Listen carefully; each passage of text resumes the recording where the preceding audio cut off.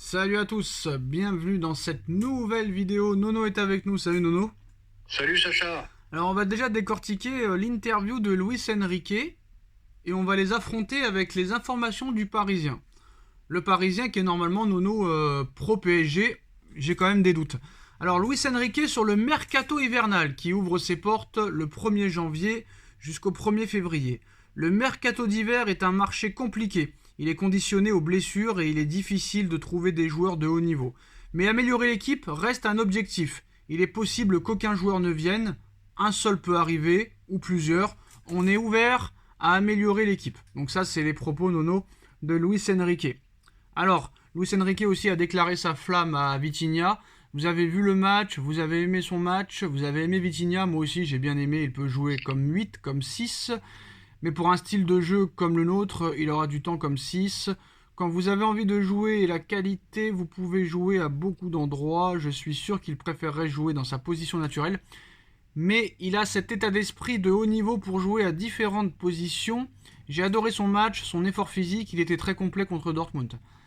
Contre Newcastle, t'aurais pu le mettre aussi, mais bon, malheureusement, tu l'as pas fait.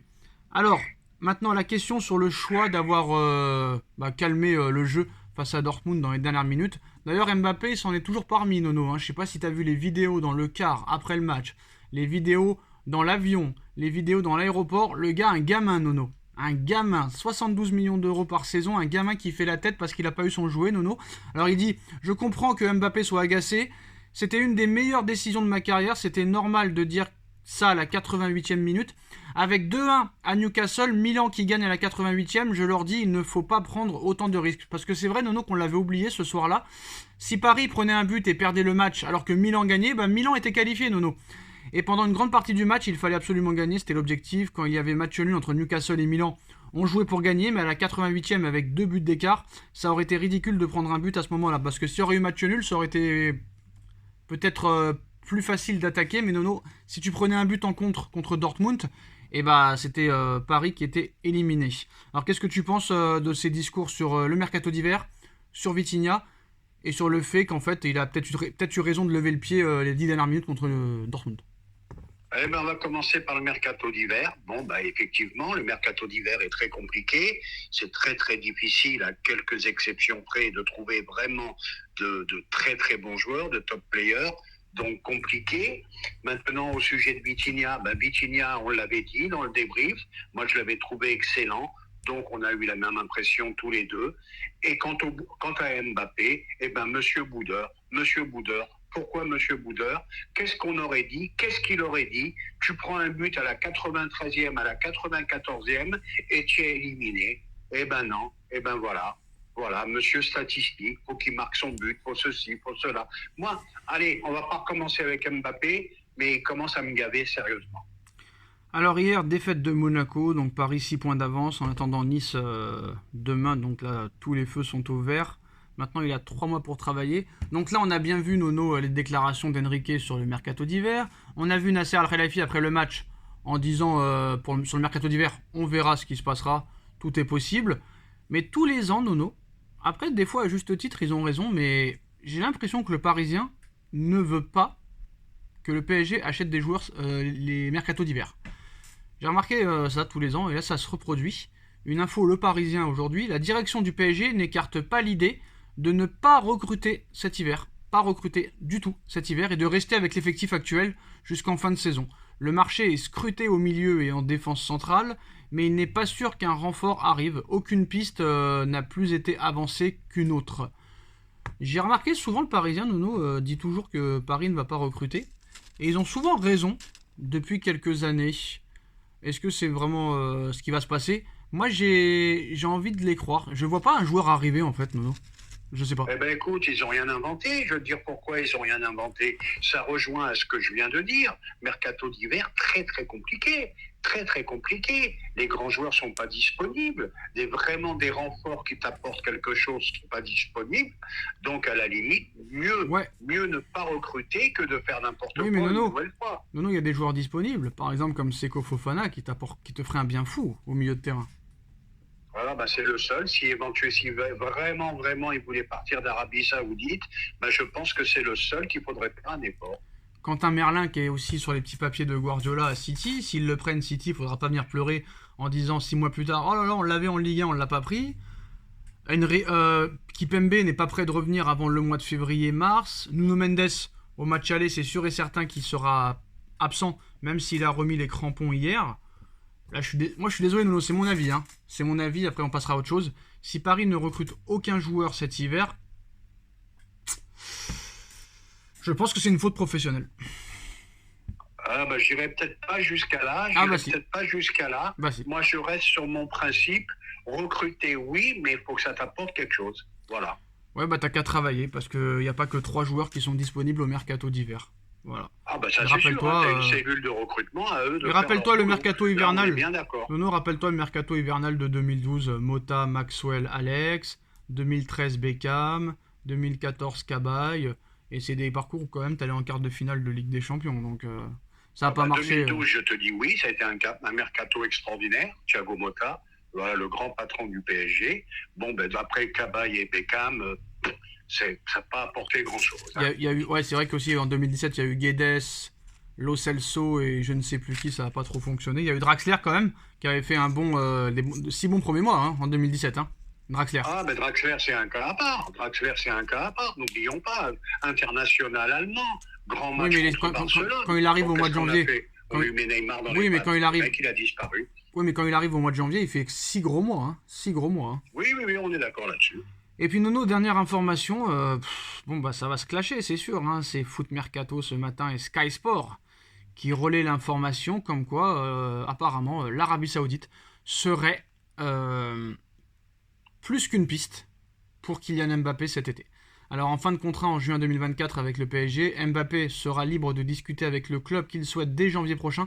Si le Real Madrid semble tenir la corde, soi-disant en cas de départ du Français, Liverpool reste également une destination possible, tout comme l'Arabie Saoudite, plus que jamais ouverte à l'idée d'accueillir la star parisienne. Alors Nono, pour rappel, l'été dernier, quand il y avait un petit conflit entre Paris et Mbappé, le club d'Al Hilal avait envoyé une offre officielle de 300 millions d'euros au Paris Saint-Germain en transfert pour le recruter. Mais là, sachant que Mbappé sera libre et qu'il n'y aura pas d'indemnisation de transfert ou d'indemnité de transfert à verser, il pourrait encore faire monter la sauce en faisant une prime à la signature de 300 millions d'euros et lui offrir le salaire proposé, c'est-à-dire 250 millions d'euros par saison. Donc l'Arabie Saoudite était par ailleurs prête à offrir un contrat aussi totalement ahurissant et sont encore prêts à le faire cet été. Le patron de la Saudi Pro League a décidé que l'été prochain, ils allaient tout tenter et qu'il nous explique que les relations entre son clan, lui, et les dirigeants d'Al Hilal, d'Al Nasser et aussi les responsables saoudiens sont très très bonnes. Est-ce qu'il y a danger de voir Mbappé en Arabie Saoudite dès cet été ? Impossible, je n'y crois pas du tout. Je ne sais pas d'où sort cette information. Sky Sport. Je sais. Je n'y crois pas du tout, à moins que vraiment que ça soit qu'un problème d'argent ou qu'il veut devenir multimilliardaire. Je le vois pas à 25 ans, en pleine force de l'âge, bientôt 25 ans, en pleine force de l'âge, aller s'enterrer en Arabie Saoudite. Tu as vu les derniers résultats de la coupe de je sais pas quoi, là, où tous les clubs d'Arabie Saoudite ont été battus. Qu'est-ce qu'il irait foutre là-bas ? Ça, je n'y crois pas du tout. J'y crois pour plus tard, dans 10 ans, mais pas là. Impossible, Sacha. Je dis dans 10 ans, j'ai dit. Oui, mais je sais pas comment ils peuvent sortir des infos comme ça. Et j'avais oublié de te répondre sur un truc. Tu m'as parlé de Monaco hier qui est battu, qui méritait de gagner le match 10 fois, mais c'est le football, hein. C'est le football, les occasions, faut les mettre au fond. Ça veut dire quoi, une nouvelle fois ? Paris n'a pas de locomotive qui pousse derrière. On va voir Nice aujourd'hui contre le Havre. Mais voilà, Paris n'a même pas besoin de forcer, n'a même pas besoin de jouer pour rester leader. Voilà le problème. Pour moi, c'est l'un des plus gros problèmes du PSG. Il faudrait vraiment un concurrent qui l'accroche et qui les pousse à jouer un maximum. Tu l'as eu l'année dernière, tu l'as eu en 2017, tu l'as eu en 2021 et ça n'avait rien changé, Nono. Oui, d'accord. Mais vraiment, là, tu te dis... Nono, c'est vraiment un autoroute pour être encore champion de France tranquille cette année. Oui, mais Nono, si depuis 2012, de 2012 à 2023, t'aurais vraiment gagné tous les titres avec 100 points d'avance. Là, je t'aurais dit vraiment c'est un problème, c'est à cause de ça que le PSG n'arrive pas à aller en quart, en demi, en finale. Mais non. En 2012, t'es battu par Montpellier. En 2017, t'es battu par Monaco, tu dégages en huitième. En 2021, t'es battu par Lille, t'es dégagé en huitième. Eh ben écoute, je vais te répondre. Ah non, attends, en 2021, non, tu vas en demi-finale avec Pochettino. En demi-finale avec Pochettino. Quand Lille est champion de France, Mbappé a eu l'honnêteté de le dire, on n'a pas fait le boulot. Bon, ben voilà, première chose. La seule année où que c'était vraiment mérité, où que c'était vraiment serré, c'est l'année pour moi où Monaco a été champion avec un total de points vraiment extraordinaire et Paris qui avait un total de points aussi très très fort. Bon. Voilà, ça c'est intéressant. Non, c'est une fausse excuse, Nono, c'est une fausse excuse parce que le Bayern a gagné beaucoup de Ligue des Champions en gagnant des championnats avec 30 points d'avance. Donc pour moi, c'est pas recevable. C'est mon avis. Hein. Bon, bah écoute, chacun son avis. Ouais, c'est pas recevable. Après, moi je pense que sur un match aller-retour, tout est possible. Tout est possible. Mais je pense que cette année, ça va être vraiment très ouvert et je suis impatient de voir le tirage au sort lundi. Eh ben on va voir. On va pas se mentir, Nono. Lundi, ça va être soit le Real, soit le Bayern, soit le Barça. Voilà, on le sait très bien. On le sait. Eh ben écoute, espérons le Barça. Tu verras que City, je t'annonce, City vont tomber encore contre Copenhague. Tu vas voir, c'est toujours comme ça. Tu vas voir. Ah, c'est possible. Voilà. C'est possible. On tombera jamais contre la Real Sociedad, contre l'Atlético. C'est tout. Pour moi, c'est beaucoup de trucage pour moi. Je suis sûr que ce sera soit PSG Barça, PSG Real ou PSG Bayern. Franchement, à choisir, je préférerais le Barça. Pas avec leur système de je sais pas quoi, là, ils ont prévu déjà que ça serait le Bayern. Je sais pas comment ils peuvent prévoir ça, mais bon. Mais c'est des conneries, ça, des réseaux sociaux. Par contre, Nono, je vais pas te mentir, hein, si Paris tombe contre le Bayern et le Real, moi je les vois pas. Très compliqué. Je ne les vois pas passer du tout. Voilà, je te dis la vérité. Ah bah non, voilà. Pas du tout. Par contre, le Barça c'est très faible, donc ce sera possible. Voilà les gars, bah, c'est la fin de cette vidéo. Dites-nous en commentaire ce que vous en pensez. On like, on partage, on commente, on s'abonne. Et on se retrouve très vite pour une nouvelle vidéo. Salut à tous. Salut.